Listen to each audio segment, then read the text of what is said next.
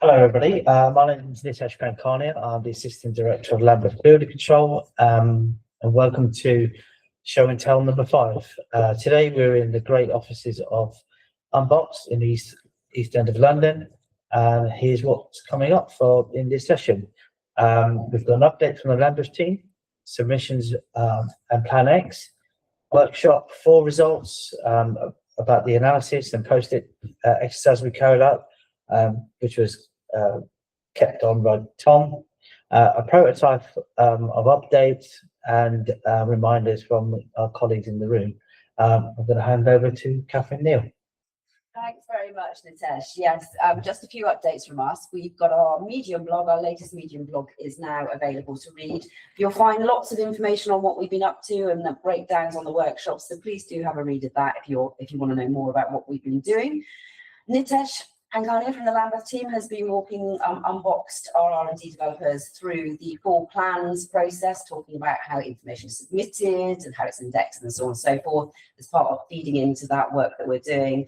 And we've also been arranging various meetings with RBCA representatives, so we're hoping to get some of those in the diary soon, so we can start to hear their thoughts and ideas on data standards and other such things. So now I'm going to pass over to Jordan, who's going to talk a little bit about what the work he's been doing. Lovely, thank you, Catherine. I've just been looking at some of the submission service requirements that we're going to need for the Building Control Digital project. Part of that is with the great progress we've been making on our back office and customer portal, we're going to need a way to receive full plan submissions. Part of that is looking at existing systems and possibly developing new systems of receiving submissions. Luckily, there is already a solution to this through the Plan X system that has been developed on the ODP side of Open Digital Planning. Next slide, please. I'll be cutting that out. Yeah.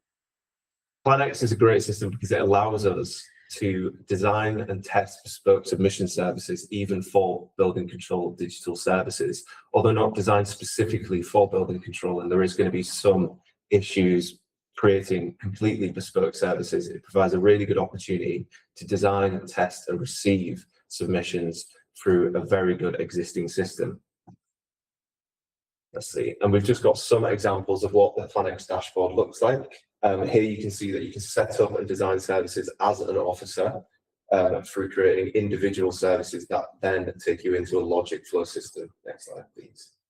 And here is where you design and build your services. In this case, you can ask questions, set up notices, even use GIS data to set up red line boundaries as well. And next week, I'm going to be hosting a Plan X showcase on behalf of the Building Control Digital project, where I'll be showing how you can design and build these services, and following on that, how you can use data and metrics to see insights. Thank you. I think I'm passing on to Unboxed. Well, thank you very much. Hi, everyone. My name is Tom Gaylor. I am a designer at Unboxed and working on this project, and I'm giving an update on behalf of the wider Unboxed team on the research and development work we've been undertaking. So, as Nitesh mentioned, we in the last workshop 4, we had a look at some of the data that might be required to sit underneath building control systems and how that could be standardized. So that's one of the streams of work, is looking at data standards. And so we held a discussion looking at various fields, various different pieces of information. So those might be things like the applicant's name, address, but could be site address, could be town, could be also more slightly detailed things like UPRM. So these pieces of data that underpin who people are, what their responsibilities are, where things are taking place, etc. And we did an activity where we reviewed the work that's been done to date on the data standards, looking at what we consider to be mandatory and what could be optional. So we've documented that, and we will continue to get feedback on that, so you can see those data standards through GitHub. But also we will have sort of activities like this that make it slightly less technical as well. So it's not, this data is really important to what building control teams can do. And it's not something that sort of we want to forget about. Alongside the data standards work, as Jordan mentioned, we've also been doing some prototyping and testing. So we've been building sort of various prototypes of back office and customer portal services and getting feedback on those. We've previously shared our customer portal, and we've been getting feedback from building control staff and customers on that, how it works, what it might enable them in terms of providing different kinds of services or reducing some of the friction they experience in their day-to-day. Based on the feedback, we developed sort of new designs for the site visits. So how you could see reports, how those could be shared, how any requirements could be generated, and how that would allow customers to have an ability to download that report directly. We'd heard about the sort of pain point, sort of chasing those reports when it was coming to getting all the documentation together at the end of the project. We added inspector details to the homepage just to help customers orientate who they might want to reach out to, who's the responsible inspector for their application. And we looked at how we might integrate requirements, helping give this sort of clear audit trail of what had been asked, what's been raised as issues by inspectors, and whether those have been looked at yet, whether they've been responded to, etc. So I will share with you briefly a quick run through of that. So we're going to have a look at the customer portal.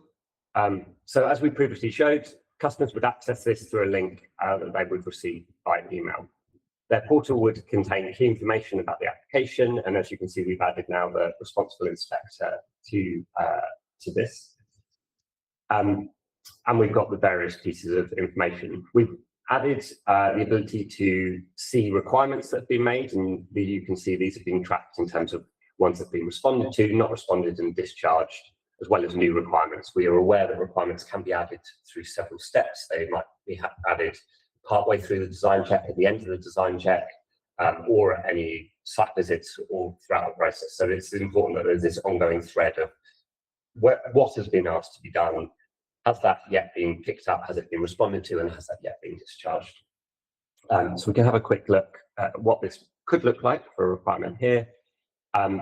We've got some evidence. We've got, in this case, evidence of correct ventilation duct jointing, the relevant approved document. This requires further information, and there's the ability to upload documents and describe this. Once the customer is happy that they've done that, they can then respond, and then if it's checked and if it's satisfactory, it can be marked as discharged. And this hopefully gives everyone a very clear audit trail of where an application is and what's remaining to be done as well. We also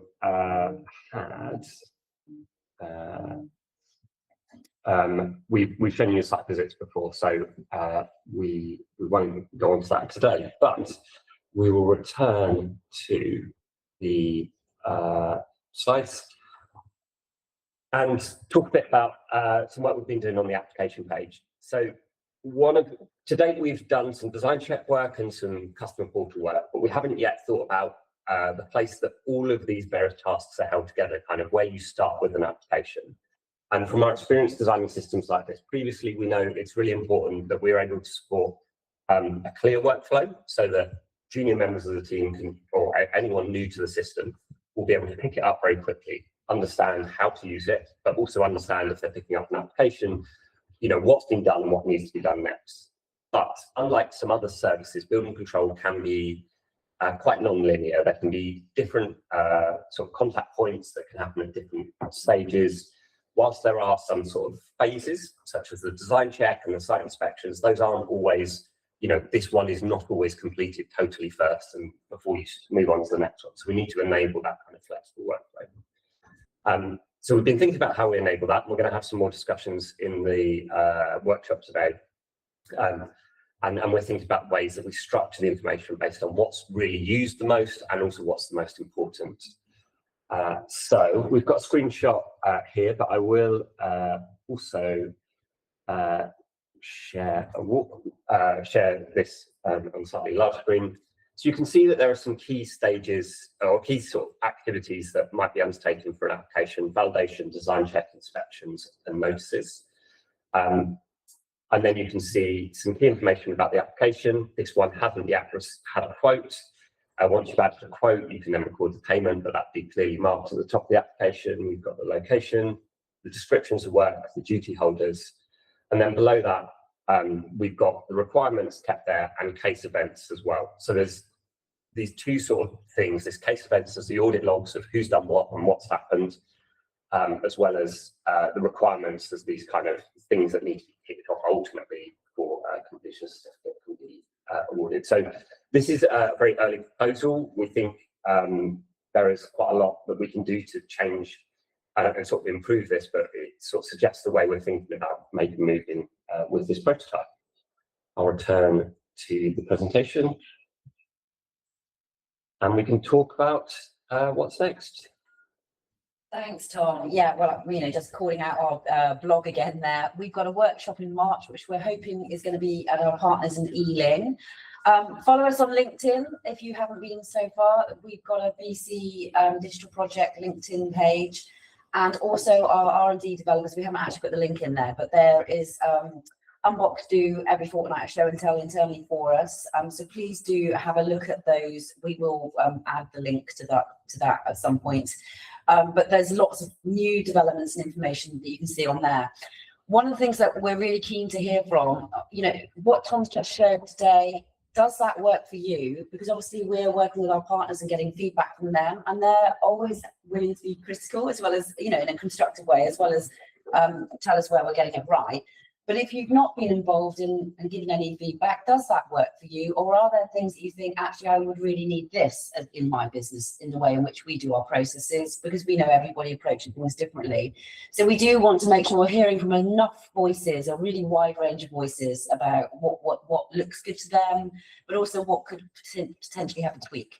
So please get in contact with us. It's digitalbuildingcontrol@lambeth.gov.uk if you don't have any other way, or you can reach us via LinkedIn, or of course you can reach out to Unboxed, our R&D partners. So that's it for today, and we will see you our next workshop 6 in March.